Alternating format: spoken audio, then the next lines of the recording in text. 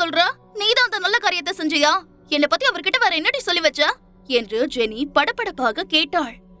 உன்னை பத்தி வேற ஒன்னும் சொல்லல. லேட்டஸ்டா எந்த மொபைல மார்க்கெட்ல லான்ச் பண்ணினாலும் உடனே இவ புது மொபைல் வாங்கிப்பா. அதோட சிட்டில எந்த ரெஸ்டாரண்ட்ல எந்த ஃபுட் நல்லா இருக்கும்னு கரெக்டா சொல்லிடுவா.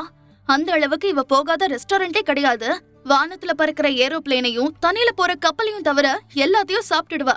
இப்படிதான் இவ தன் அப்பாவோட பணத்தை கரைச்சிட்டு இருக்கா அப்படின்னு தான் சொன்னேன் என்று கண்களில் குறும்பு மின்ன நித்யா கூறினாள். அடி பாவி, உன்னை யாரடி இதெல்லாம் சொல்ல சொன்னது? என் இமேஜ் எப்படி டேமேஜ் பண்ணிட்டியே என்று முகத்தை தூக்கி வைத்துக் கொண்டு ஜெனி கேட்டாள். சும்மா ஜோக்கு. சரி விடுடி, டென்ஷன் ஆகாத. நான் இப்ப சொல்ல போற விஷயத்த கேட்டா நீ ஷாக் ஆயிடுவ என்று நித்யா கூறினாள். இந்த நேரத்துல நம்ம மனசுக்கு நெருக்கமா யார் கூட இருந்தா நம்ம சந்தோஷமா இருப்போமோ அவங்க கூட இருக்கணும்னு எல்லா பொண்ணுங்களும் நினைப்பாங்க. அதனாலதான் கன்சீவா இருக்கிற பொண்ணுங்களை அம்மா வீட்டுக்கு அனுப்பி வைக்கிறாங்க. எனக்குதான் அந்த மாதிரி யாரும் இல்லையே. அதனாலதான் நான் அவர்கிட்ட உன்னோட பேரை சொன்னேன். நீ என் கூட இருந்தா நான் இப்பவும் சந்தோஷமா இருப்பேன்ல என்று நித்யா சிரித்துக் கொண்டு சொல்லவும், என்னடா நம்ம ஃப்ரெண்டு நம்ம பேரை இப்படி டேமேஜ் பண்ணி வச்சுட்டாளேன்னு நினைச்சேன். பட் பரவாயில்ல, ரொம்ப சந்தோஷமா இருக்கு. இப்ப என்ன, நீ என் கூட இருக்கும்போது எப்பவும் சந்தோஷமா சிரிச்சுக்கிட்டே இருக்கணும், அவ்வளவுதானே? சரி, நான் ஒரு கடி ஜோக் சொல்றேன், அதுக்கு பதில் சொல்ல பார்க்கலாம் என்று கூறியவள், எல்லா ஸ்டேஜ்லயும் டான்ஸ் ஆடலாம், ஆனா ஒரு ஸ்டேஜ்ல மட்டும் டான்ஸ் ஆட முடியாது. அது என்ன ஸ்டேஜ்னு சொல்ல பார்க்கலாம் என்று கேட்டாள் ஜெனி. நித்யா தெரியாதே என்று உதடு பிதுக்கிக் கொண்டு கூறவும், என்ன அது கோமா ஸ்டேஜ் என்று ஜெனி கூறவும், நித்யா வாய்விட்டு சிரித்துக் கொண்டே, இதுக்குதான் நான் கூட இருக்கணும்னு சொன்னேன் என்று கூறினாள். அதுக்காக நீங்க 2 பேரும் சேர்ந்து என்ன பணம் கொடுத்து விலைக்கு வாங்கலாம்னு நினைச்சிட்டீங்களா? நீ என்னோட பெஸ்ட் ஃப்ரெண்ட். உன்னை எனக்கு ரொம்ப ரொம்ப பிடிக்கும். அதோட நீ இப்ப கன்சீவா இருக்க. உன் கூட இருந்து உன்னை கவனிச்சுக்கிறதுக்கு எனக்கு எதுக்கு நீங்க பணம் கொடுக்கணும்? இல்ல, எனக்கு அந்த பணம் வேண்டான்னு ஆள்கிட்ட சொல்லிடு என்று ஜெனி சொல்லிக் கொண்டிருக்கும் போதே அவளுடைய அக்கவுண்டில் 10 நாட்களுக்கான தொகையாக ரூபாய் 10 லட்சம் கிரெடிட் ஆகி இருப்பதாக மெசேஜ் வந்தது. உன் ஆள் இங்க எங்கேயாவது சிசிடிவி வச்சிருக்காரா? இப்பதான் நான் வேணான்னு சொன்னேன், அதுக்குள்ள அனுப்பி வச்சுட்டாரு. நான் இதை உடனே அவரோட அக்கவுண்ட்க்கு டிரான்ஸ்ஃபர் பண்ணிடுறேன் என்று ஜெனி சொல்லிக் கொண்டிருக்கும் போதே குறுக்கிட்ட நித்யா, இல்லடி வேணாம், அப்படி பண்ணினா அவர் கோச்சிப்பாரு. இந்த பணம் இப்ப இல்லனாலும் உன்னோட ஃபியூச்சருக்கு யூஸ்ஃபுல்லா இருக்கும். இல்லனா இதை எதுலயாவது இன்வெஸ்ட் பண்ண என்று கூறினாள். நல்ல ஐடியா கொடுத்திருக்க. இத வச்சு நான் ஒரு ட்ரஸ்ட் ஆரம்பிக்க போறேன். அது குழந்தை பெத்துக்க முடியாத பெண்களுக்கு உதவி செய்யறதுக்கான ட்ரஸ்ட். இந்த ட்ரஸ்ட் மூலமா நம்ம பணம் இல்லாம கஷ்டப்படுற பொண்ணுங்களோட ட்ரீட்மெண்ட்டுக்கு ஹெல்ப் பண்ணலாம். எப்படி என்னோட ஐடியா என்று ஜெனி கேட்கவும் தன் கட்டை விரலை உயர்த்தி, சூப்பர் டி, இந்த உலகத்துல யாரும் இதுவரைக்கும் உன்ன மாதிரி யோசிச்சதே கிடையாது என்று நித்யா கூறவும், ஃபியூச்சர்ல நீ ஒரு ட்ரஸ்ட் ஆரம்பிச்சு 4 பேருக்கு ஹெல்ப் பண்ற நிலைமையில இருப்பேன்னு யாராவது இதுக்கு முன்னாடி என்கிட்ட சொல்லியிருந்தா நான் அவங்கள பார்த்து சிரிச்சிருப்பேன். இன்னைக்கே ட்ரஸ்ட் ஆரம்பிக்கிறதுக்கான வேலையை ஸ்டார்ட் பண்ண போறேன். இதுக்கெல்லாம் காரணம் மிஸ்டர் ரோஹித் தான்.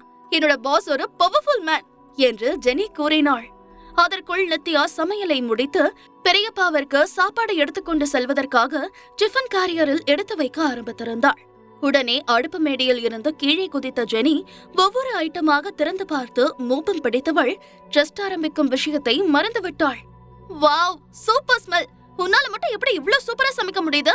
எங்க வீட்டு சமையல்காரமா சமைக்கிறத விட நீ ரொம்ப நல்லா சமைக்கிற. பார்க்கவே அட்ராக்டிவா 5 ஸ்டார் ஹோட்டல் ரேஞ்சில பெர்ஃபெக்ட்டா இருக்கு என்று ஜெனி கூறவும், உடனே நித்யா ஒரு பிளேட்டில் சிக்கன் லாலிபாப்பையும் ஒரு கிண்ணத்தில் மஷ்ரூம் சூப்பையும் வைத்து அவளிடம் கொடுத்தாள். அதை ருசித்த ஜெனி, சத்தியமா சொல்றேன் நித்யா, இந்த ஜென்மத்துல என்னால இவ்ளோ டேஸ்டா சமைக்கவே முடியாது. நீ உன்னோட மாஸ்க்மேன் கிட்ட சொல்லி நான் லவ் பண்ண ஒரு பையனை ஏற்பாடு பண்ணி தரேன்னு சொன்னல, அவர்கிட்ட நல்லா சமைக்க தெரிஞ்ச பையனா எனக்கு பார்க்க சொல்லுடி ப்ளீஸ் என்று ஜெனி கூறினாள். இப்படியெல்லாம் நீ கண்டிஷன் போட்டா எவனும் உன்னை லவ் பண்ண மாட்டான். உனக்கு வேணும்னா சொல்லு, நானே உனக்கு தினமும் சமைச்சு கொடுக்கறேன் என்று நித்யா கூறவும், கன்சீவா இருக்கிற உன்னை கவனிச்சுக்க என்ன அப்பாயிண்ட் பண்ணிருக்காரு. நீ இப்ப என்கிட்ட சொன்ன விஷயம் மட்டும் உன் ஆளுக்கு தெரிஞ்சதுன்னு வச்சுக்கோ, அவ்வளவுதான். என்ன வேலையை விட்டு தூக்கிடுவாரு. அதோட இந்த வீட்டு பக்கமும் தலை வச்சு படுக்க கூடாதுன்னு சொல்லிடுவாரு.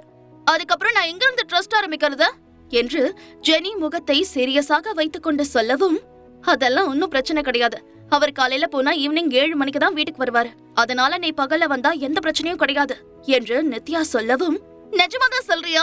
அப்படின்னா நான் தினமும் வருவேன், பரவாயில்லையா என்று ஜெனி ஆரவாரத்துடன் கேட்கவும், உடனே அவளுடைய தலையை அன்புடன் தட்டிய நித்யா இன்னும் கொஞ்சம் சூப்பை எடுத்து அவளுடைய கிண்ணத்தில் ஊற்றினாள். ஹே நித்யா, உன்கிட்ட ஒரு முக்கியமான விஷயத்த சொல்ல மறந்துட்டேன். அந்த அக்ஷயாவுக்கு உண்மையிலேயே நல்ல அதிர்ஷ்டம் இருக்கு போல இருக்கு. அவளுக்கு தேவையான பிளட் கிடைச்சு இப்ப அவளும் அவ வயித்துல இருக்கிற குழந்தையும் ஹெல்த்தியா இருக்காங்க. எவ்வளவு நடந்ததுக்கு அப்புறமும் அவ குழந்தைக்கு எதுவும் ஆகலன்றத பாக்கும்போது ரொம்ப ஆச்சரியமா இருக்கு என்று கூறிய ஜெனி, என்ன பண்றது, இந்த உலகமே இப்படிதான் இருக்கு. கெட்டவங்களுக்கு தான் எல்லா நல்லதும் நடக்குது. கஷ்டப்படுறவங்க மேல மேல கஷ்டப்பட்டுட்டு தான் இருக்காங்க. எவ்வளவு நாளா கஷ்டத்தை தவிர வேற எதையும் அனுபவிக்கலனாலும் நீ ரொம்ப கொடுத்து வச்சபடி மாஸ்க்மேன் மாதிரி ஒரு ஜெம் உனக்கு கிடைச்சிருக்காரு. அவர் உனக்காக பணத்தை வாரி இறைக்கிறாரு. அதுல நானும் குளிர் காஞ்சிட்டு இருக்கேன் என்று ஜெனி கூறவும் நித்யாவிற்கு அழுவதா சிரிப்பதா என்று தெரியவில்லை. சரி சரி, மாசம் மாசம் நிக்காம சீக்கிரம் போய் கிளம்பு. ஒருத்தி பேச ஆரம்பிச்சு அவளையே பாத்துட்டு இருப்பியா? அடுத்து என்ன செய்யணும்னு உனக்கு தோணாதா? ஹாஸ்பிட்டல்ல விசிட்டர்ஸ் அவர்ஸ் முடிஞ்சிட போகுது. 30 கிலோமீட்டர் ஸ்பீடு தாண்டக்கூடாது, வேகமா பிரேக் போடக்கூடாது அப்படின்னு உன் ஆளு வேற 1008 கண்டிஷன் போட்டிருக்காரு. என்ன மாதிரி ஒரு பொண்ணுக்கு இந்த கண்டிஷன்ல ஒத்து வருமா சொல்லு? இதெல்லாம் உனக்காக தான் நான் அட்ஜஸ்ட் பண்ணிக்கிறேன். இதுக்கு உன் ஆளு எனக்கு கொடுக்கற பணம் கம்மிதான் என்று ஜெனி கூறினாள். அடி பாவி, கொஞ்ச நேரத்துக்கு முன்னாடி வரைக்கும் அவரை கொடவல்லல் கர்ணன் ரேஞ்சுக்கு வச்சு பேசின, இப்ப என்னடி அப்படியே ஆப்போசிட்டா பேசுறியே என்று நினைத்து கொண்ட நித்யா ஹாஸ்பிட்டலுக்கு கிளம்பினாள். அவர்கள் ஹாஸ்பிட்டல் வருவதற்கு வழக்கத்தை விட 2 மடங்கு நேரம் அதிகம் எடுத்துக் கொண்டது. காரை மெதுவாக பிரேக் இட்டு நிறுத்திய ஜெனி, நீயும் ஆளும் சேர்ந்து என் காருக்கே என்ன டிரைவர் ஆக்கிட்டீங்க. இந்த அளவுக்கு எந்த டிரைவரும் ஸ்லோவா கார் ஓட்ட மாட்டாங்க. வர வழியில சைக்கிள்ல போற ஒரு பையன் என்ன ஓவர்டேக் பண்ணிட்டு திரும்பி பார்த்து சிரிச்சிட்டு போறான். எனக்கு எவ்வளவு இன்சல்ட் ஆயிடுச்சு தெரியுமா?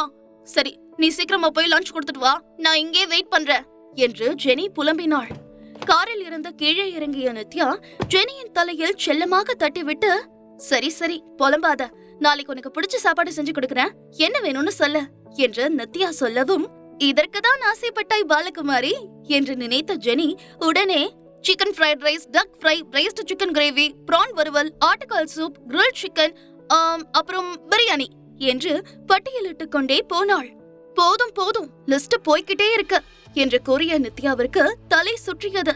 அடி பாவி, உன்கிட்ட என்ன வேணும்னு ஒரு வார்த்தை தான் கேட்டேன், நீ பாட்டுக்கு நிறுத்தாம போய்கிட்டே இருக்கியே, எப்பதாண்டி நிறுத்துவ? ஹோட்டல்ல கூட இவ்வளவு ஐட்டம் இருக்காதே என்று நினைத்துக் கொண்டவள் ஜெனியிடம் விடை பெற்று லஞ்ச் பேக்கை எடுத்துக்கொண்டு வார்டுக்கு செல்வதற்காக லிப்டை நோக்கி சென்றாள். லிப்டின் கதவு மூடும் போது திடீர் என்ற ஒரு நபர் அவசரமாக லிப்டுக்குள் நுழைந்தார். அந்த நபரை பார்த்து நித்யா திகைத்து போனாள். அந்த நபரும் நித்யாவை பார்த்து திகைத்து போய், நித்யா நீயா என்று கேட்டான்.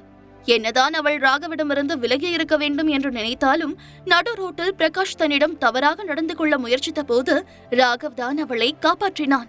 அதற்காக நித்யா அவனுக்கு நன்றி கடன் பட்டிருக்கிறாள். அத்துடன் அவன் அவளுடைய பாஸ். அதனால் அவள், மிஸ்டர் ராகவ் நீங்களா? நீங்க எங்க? உங்களுக்கு ஏதாவது உடம்பு சரியில்லையா என்று அக்கறையுடன் விசாரித்தாள்.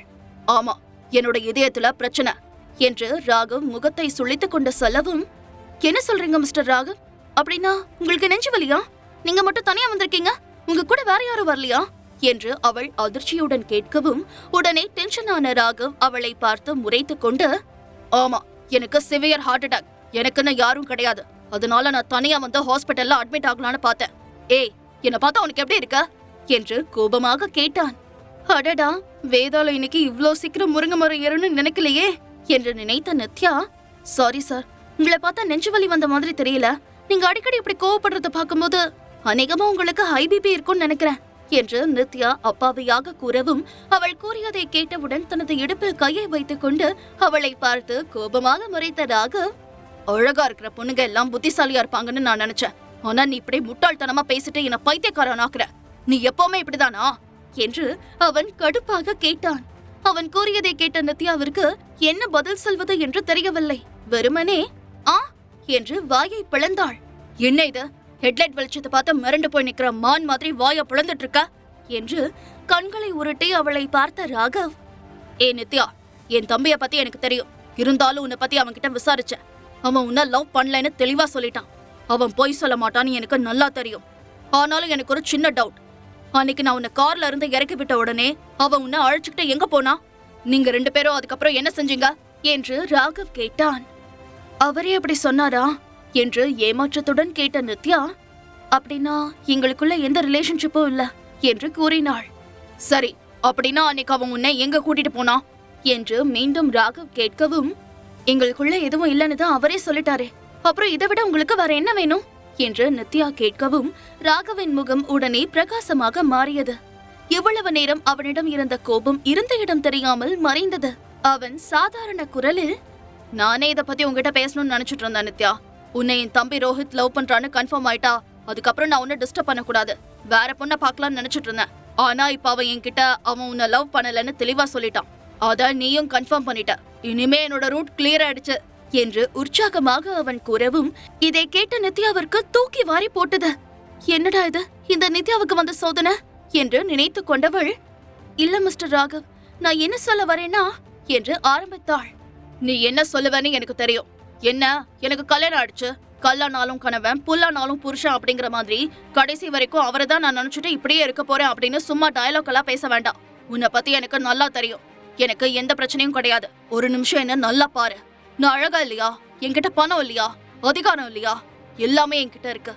அதோட என் மேல எனக்கு நம்பிக்கை இருக்கு. கண்டிப்பா ஒரு நாள் நீயே வந்து என்கிட்ட ராகவ் ஐ லவ் யூ அப்படின்னு சொல்லுவ என்று ராகவ் அவளுடைய கண்களை பார்த்து காதலுடனும் நம்பிக்கையுடனும் கூறினான். அவன் கூறியதை கேட்ட எந்த பெண்ணாக இருந்தாலும் அடுத்த நிமிடம் மயங்கி விடுவாள். அட கடவுளே, இது வேறையா?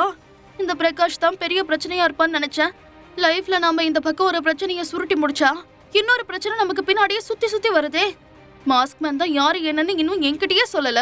சொல்லியிருந்தா கூட இவர்கிட்ட நான் ஒருத்தரை லவ் பண்றேன், அவரை தான் கல்யாணம் பண்ணிக்க போறேன்னு இந்த ராகவ் கிட்ட தெளிவா சொல்லலாம்.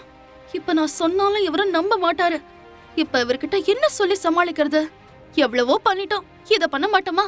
சமாளிப்போம் என்று மனதிற்குள் நினைத்து கொண்டவள், மிஸ்டர் ராகவ், உங்க ஃபியூச்சர் பிளான பத்தி உங்களுக்கு ஏதாவது ஐடியா இருக்கா?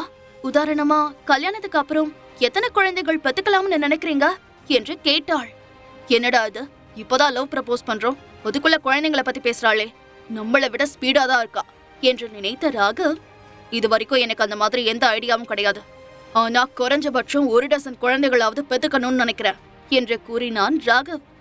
ஆஹா, இதத்தானே எதிர்பார்த்தேன் என்று நினைத்த நித்யா, சாரி சார், என்னால குழந்தை பெத்துக்க முடியாது, அதுக்கான தகுதி எனக்கு இல்ல என்று கூறினாள்.